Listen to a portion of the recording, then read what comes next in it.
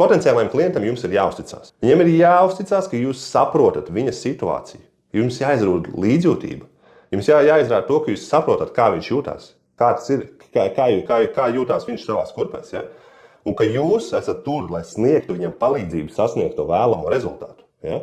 Viņam jums ir jātic. Ja nebūs šīs uzticības, būs ļoti grūti noslēgt darījumu. Un trešā lieta ir līderība. Ļoti, ļoti svarīga ir līderība. Ja?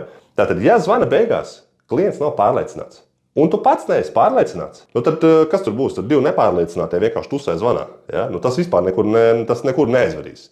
Tātad jums ir jābūt pārliecinātam, klientam jums ir jāuzticas, un jums ir jābūt līderim. Ja? Jums ir jāvada klients, jums ir jāpalīdz viņam ieraudzīt viņa problēmu no citu skatu punkta un palīdzēt atrast risinājumu. Jums viņš ir jāvada uz vēlamo rezultātu. Jums ir jābūt līderim zvana beigās. Jums ir jāpasaka, kā būtu labāk. Ja?